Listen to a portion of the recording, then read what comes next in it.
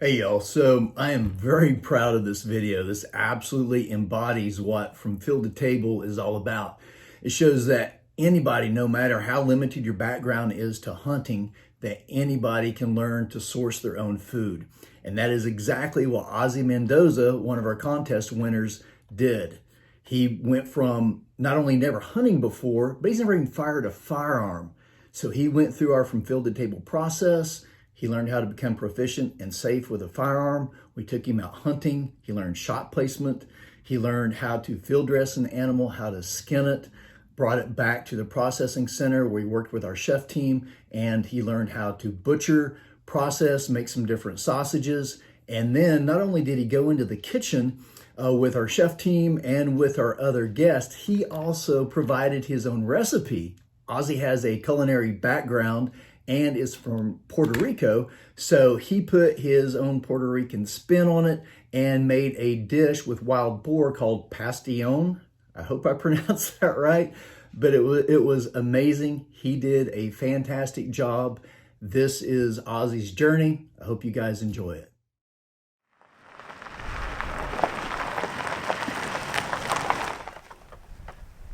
Hey. Look who it is. He's still got my favorite sunglasses on. How you doing, brother? What's up, buddy? How are you? A little tired. Are you? Oh, good, yeah, good. You got the limo. Yeah, yeah, absolutely. Y'all remember Ozzy? Long Range School? Yes, sir. Right? So you've got my all-time favorite line. Which one I was asked that? you what your shooting experience was. Oh, right. Do you remember what you told me? Yeah. I went shooting BB guns one time when I was a kid. Yeah, you said I That's shot a about it. BB gun when I was 14 and I didn't tell my mom. Right. That's my favorite. So if y'all haven't seen the video with Ozzy, he's already been to one of our long range schools. Actually, I'll back up. Contest winner. He submitted an awesome video. He won a contest. He won a Benelli Lupo. He won a Zeiss Optics. He won all kinds of stuff, plus a long range school.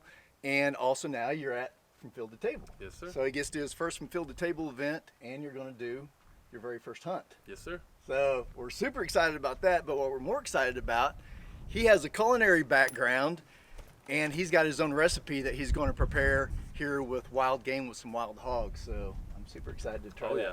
Dude, I'm glad you're here, buddy. Yeah. I'm excited. Are we gonna get some time out here? We are. Oh, awesome. So yeah, I just want to bring you down here so we can show you off a little bit, and then do just some basic shooting. Not going to be like what you did at the long range school. I'm rusty. I'll tell you that much. That's all right. Yeah. That's all right. We'll get you. You'll pick it right back up. Yes, sir. And then we're gonna go hunt this evening. Oh, this evening? Yeah. Oh, Yeah. man. Yeah. You don't get to rest, buddy. You better get you some coffee I or was Red about to Bull say or some something. coffee. Exactly. Yeah. You probably see it on my eyes. Yeah. Oh, Most of the man. way down here. Yeah. It's all right. We'll get you keyed back up. Get some food in your belly. Yes, sir.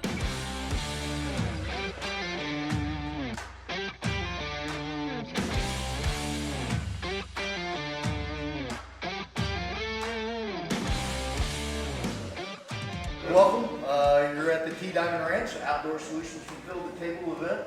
Very excited to have you guys here. We'll be shooting beyond 120 yards, more than likely.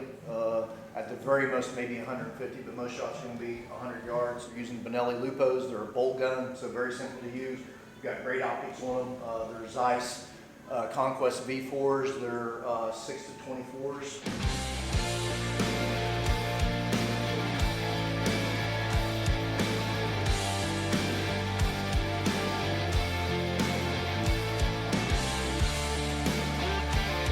All right, go ahead and chamber around and take a few dry fire shots. Ooh, I got a little rush of adrenaline right there. Put your thumb, so when you get down, put this finger right there. That's his home.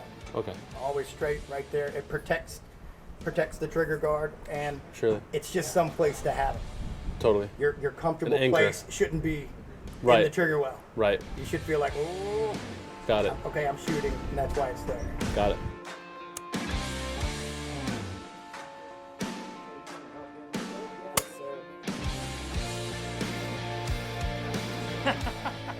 Yeah, so we just got done getting my old rig set up, dry firing, hammering in some of the old safety stuff that I may or may not have let slip since my last time over here, and excited to get some live rounds going.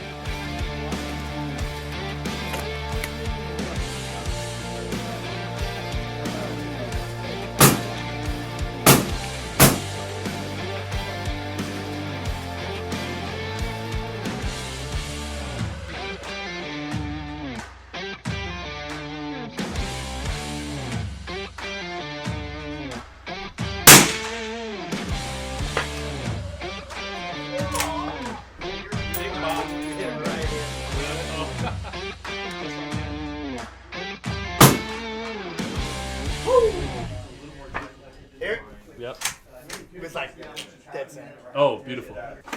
You get an opportunity about that big. So everybody's got probably about double. You're shooting twice as good as what you need to. Basically is what it comes down to. Now if we're going behind the shoulder, now you've got an area like this. So keep in mind, everybody's already shooting circles like this. So everybody probably wants this, but you know, sometimes that's just not reality. So everybody's shooting good. You're within vitals of killing an animal. So if you're not shooting exactly the way that you think that you should be, don't sweat it, because you're shooting probably twice as good as you need to be able to kill a pig. So here with Davy Crockett, Ozzie Mendoza. Ozzie Crockett. So, Ozzie Crockett, there we go. The OC, Yeah, the OC. the original. So what are we gonna do, man? What are we gonna do right now? What's gonna happen? We're about to go get some hogs, man. Yeah? We're gonna get some hogs. How many hogs have you hunted before? Not one. Not one. Not one. It's his very first hunt. This is gonna be awesome. I'm so excited for you. Yeah, I wish I was but- sitting with you, but she drew the long straw, and I don't know how to run a camera, so so she's gonna make you look good. I'm excited for you, buddy. Yes, sir. Thank you Yeah. very much. So shoot straight. Remember what you learned in long range school. Yes, sir.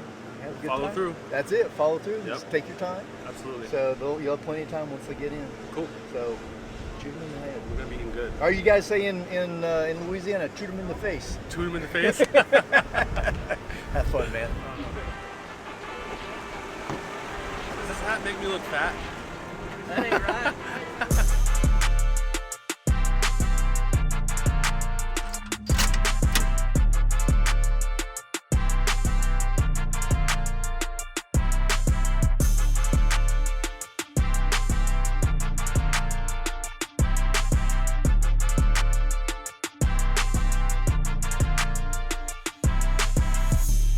Alright, tell me about your first setting experience.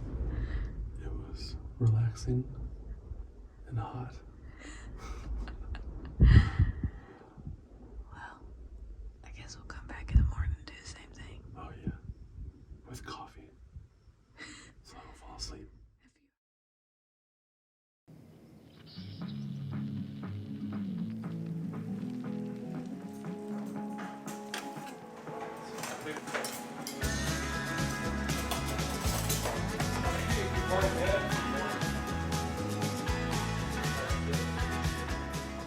Woo! So you got some sleep, A little bit, a couple 3 hours, 4 hours. got some coffee. Yes, absolutely, and some iced tea. It's an amazing thing what coffee and iced tea can do for you. Ready to go kill pig? You already know. So, do they have hunting caddies? Is there such thing as a hunting? Caddy? Yeah, you know how like you got that little dude who follows you around when you're playing golf? That might be kind of nice, you know? Yeah? A little cumbersome, with all the gear and trying to have, double fisting caffeine and water and stuff like that. I wouldn't mind a little dude following me with my gear. You know what I mean? That'd be pretty nice. But maybe, I don't know, maybe that speaks to something about me that I don't know about.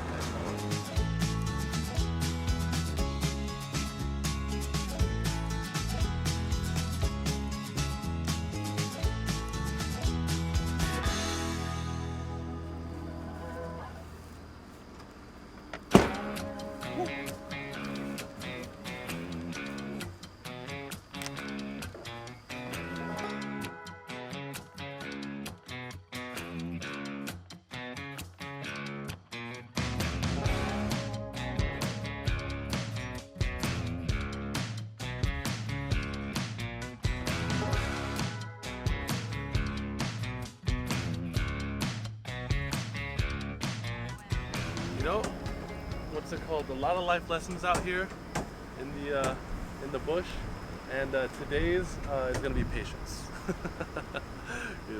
But the weather's nice. We had some good conversation, and looking forward to getting back out here. So we just finished up having lunch, a couple of glasses of iced tea for me, and now we're heading over to the range to go, fire off some rounds, get a little practicing before tonight.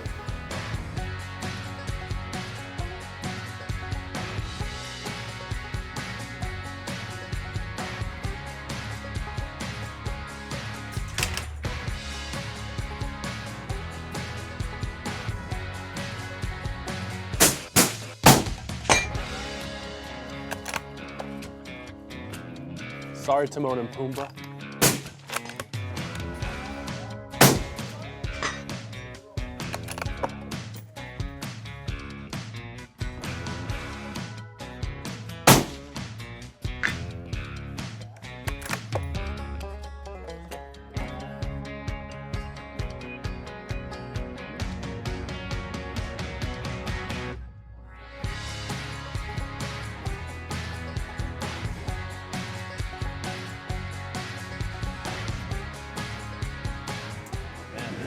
It's night 2, I believe, tonight. Goal is to catch something. A hog, obviously, because I want to sleep in tomorrow. And yeah, we should be going out in just a little bit. I am feeling good about it. I mean, I was shooting damn well all day, so anything that comes in my path has no chance, to say the least.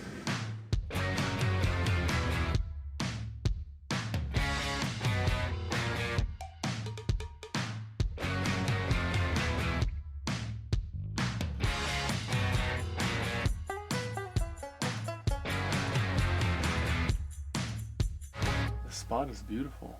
Great view, if nothing else. You were saying, might catch a nice sunset. And there's a lot of different terrain. There's a lot of little nooks and crannies.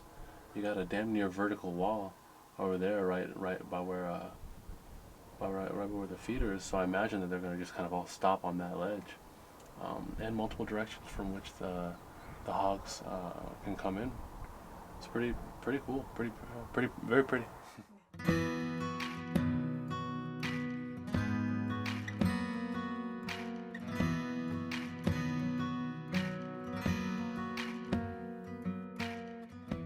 To assume that your understanding of the world around you, the way that you participate in it, is via a grocery store, is a huge disconnect. A huge disconnect from the sanctity of life. That went into that product that gives you life as well. It's a maybe a fact of existing, of life, that people don't want to really focus on. But other things must give up their life for us to enjoy ours. And if that's going to be the natural law, then I think it's really important to do so in a way that actually celebrates these ideas, celebrates the fact that we are part of a larger system and a larger beauty that is nature. We just potted our first pig, I guess. Yeah. Yes, sir. Congrats. Dude, exactly what I freaking wanted. Yes, That sir. is amazing. Awesome.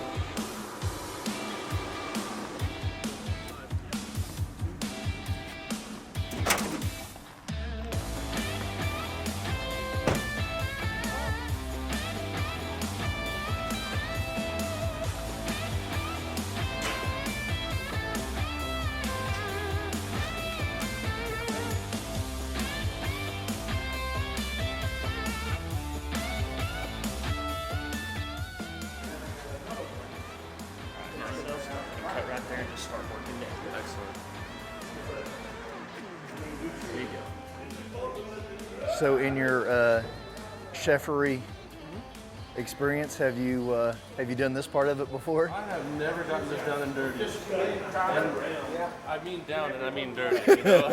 Not with a pig anyway, right? No, not with anything. Not with anything. This is a wild experience.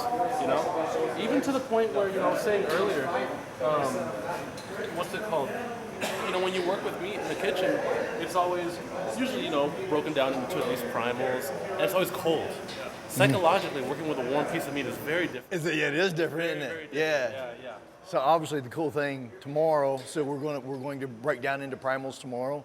So it's going to be in the cooler overnight, and it will be cold, and then the next day we'll do all the sub primes. So you're doing awesome, man. Thank you Awesome so job. much. Thank you so much.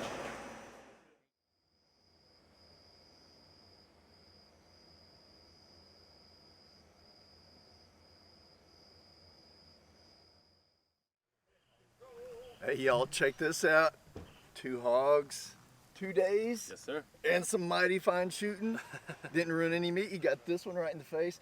And wait till y'all see the video on this one. It's going to be absolute. Oh, wait a minute. Oh man. Wait a minute. Wait, okay, I got to bust Ozzy's chops for a minute, so take it from here. What happened this morning? So this morning, you know, I was I guess I was feeling a little good after last night, you know. What's it called?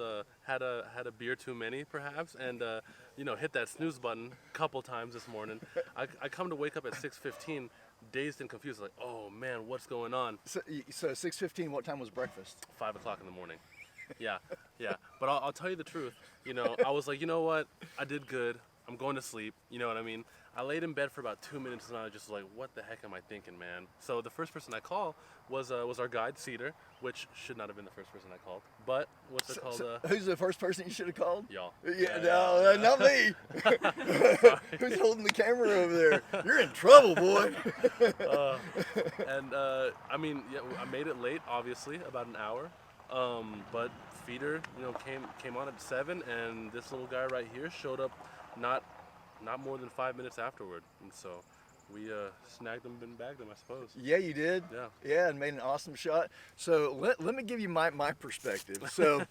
So yeah, Ashley and I are up, you know, 5 o'clock, sitting there having breakfast, talking, and I wonder where Ozzy is. And Ashley's like, well, he did say that he may sleep in because he got one last night, but oh no, I'm too excited, so I'm not going to sleep in. So we waited and we waited and we waited, and we get up early every morning, even before clients get here, so we get a little tired. So I told Ashley, I said, man, go lay back down for a little bit and get some more rest, and then, you know, we'll do the rest of our job later in the morning. And so I go about my business, and I get up and come out to our processing center with Chef, and we're working on what we need to do to get stuff ready for clients. And trucks are backing up that have hogs in them, and one backs up, and out pops this guy in a bright yellow shirt. I'm like, who the hell's wearing a bright yellow shirt while they're hunting? It's Ozzy. Ozzy, what are you doing? He's like, I got a big pig. My first thought, instead of, oh man, that's awesome, like, oh boy, are you in trouble. But congratulations. Thank you very much. Dude, you're doing awesome. Thank you very much. This is so much fun. So I didn't even realize I was wearing yellow. apparently he didn't either. Yeah, pretty clearly. Yeah, they can't see very well anyway. So anyways, well, good job. Thank you, sir. We're gonna go get to do some butchering. Yes, sir. All right.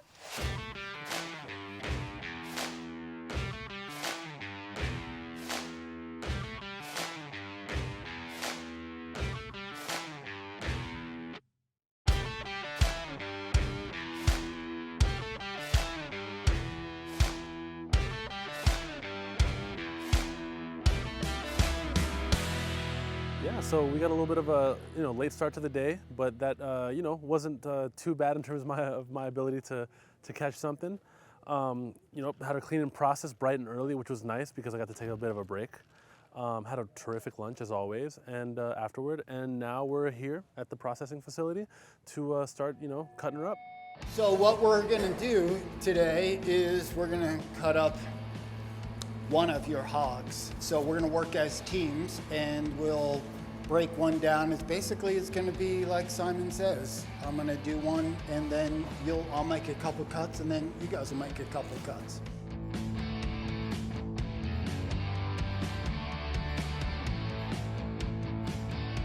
The objective right here, this is what we call the H-bone, and this right here is that New York strip. So we don't want to cut into this. So the angle of how you hold the knife, meaning if I go in this way, I'm going to cut into the tenderloin. If I go this way, I'm going to cut into the backstrap. But I'm just going to basically follow this seam right down to the rib. So one person, Tony, you take the flank off your side. Tom, you take the flank off your side.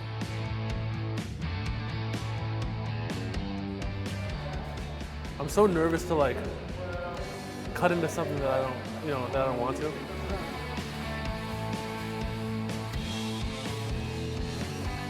So now, how you pull this off or how you twist it or turn it, it's all going to depend on, so that you can get this off all in one stroke.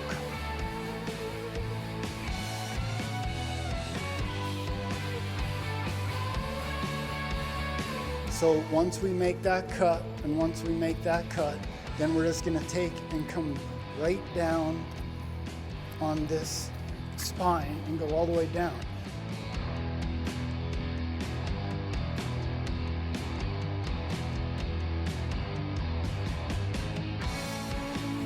Now this is the important part. I don't go straight through. I go behind this bow. Just gonna cut behind that wing. And then on this one, I'm gonna cut to that ball joint behind this wing and then come out behind that wing this way to that bone, down here to that wing, and then out.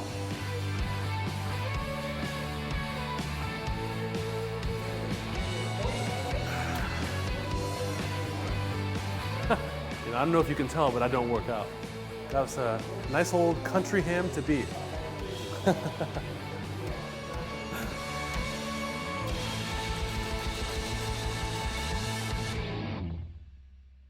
My thoughts about hunting prior to having come and had this experience weren't too terribly far off, but there were certain cultural aspects that I think that I really didn't understand, you know? For example, how little we waste, if any, you know, and then how we take each piece or muscle group or what have you and really accentuate the best qualities out of it. These are all, you know, passive ways or active ways, really, in which, you know, we honor the life of what we're consuming. And that's just where it starts, you know? So that, for me, has been really, really kind of hammered in to a degree that I don't think I could have experienced without having done something like this. And it's something that I hope to be able to bring into my life regularly. So we're gonna quarter these up. And then after we quarter them, we'll put them in tubs, mark whose they are. We got our pickled cooking, and then I got the meat that we had cut for the entree. That's in there on a rack drying because it's already been injected. We want it to dry up a little bit. As soon as these guys get done, we'll get some water tubs here, and the knives are all sharp. And again, work together as a team to break these down. We're about to quarter this thing. See if I can remember everything that I learned yesterday. A lot of detail to forget, you know, so we'll see what we can do.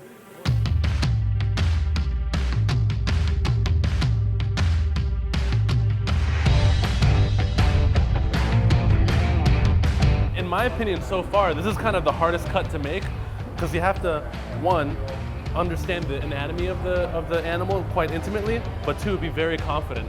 Considering this is only my second hog, you know, I might be lacking in the confidence department.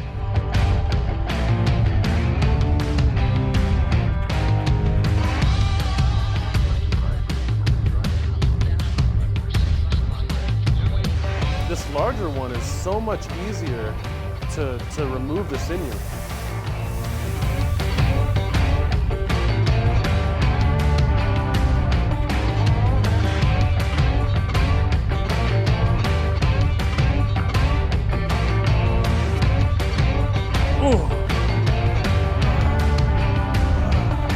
But I mean, that's a good 50 pounds probably. Making sausage, baby. Breakfast sausage, sweet Italian, hot Italian, and can't remember the other ones. Polish and cheese-filled, yeah? We had a cheese-filled one?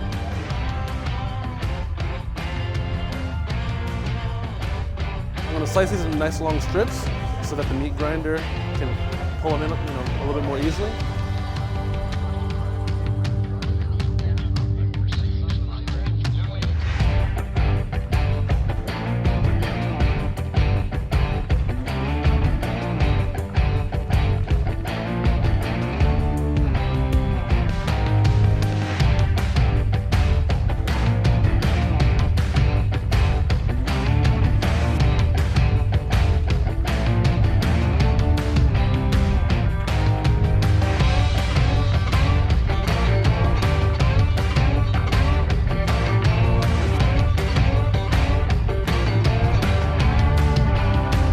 Smells wonderful. This is the finest board chorizo this side of the Mississippi, sir. Nice, look at this, looks beautiful. Oh my goodness. Okay, I think I'm doing it.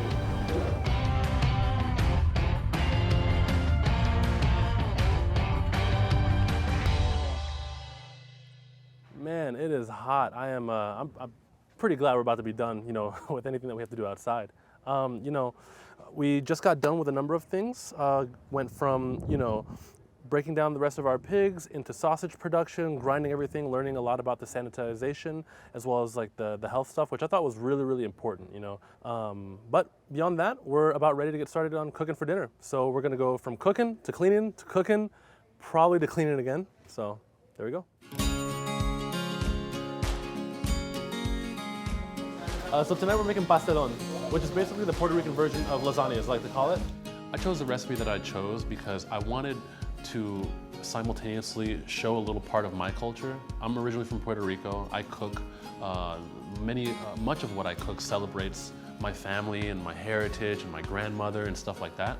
And I really wanted to share with everybody something that I'm very, very passionate about. At the same time, I wanted it to be as familiar as possible, and I wanted it to be with ingredients that were accessible, which is to say also, you know, this wild boar recipe can be subbed out for other wild game meats. So not only is this, you know, true to who I am as a chef, but and accessible, but it's also you know, something that anybody who has a passion for harvesting from the field can do. I didn't want to, you know, come over here with flashy techniques and tools and stuff, and then like, yes, it looks pretty and it tastes good, but then it's a blip in time. I hope that, you know, if you try my recipe, that it becomes maybe a repertoire in your kitchen.